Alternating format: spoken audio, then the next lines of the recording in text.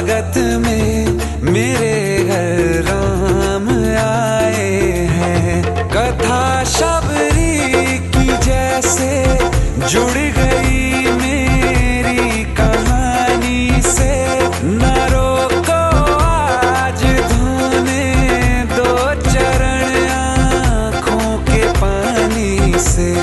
बहुत खुश हैं मेरे आंसू के प्रभु के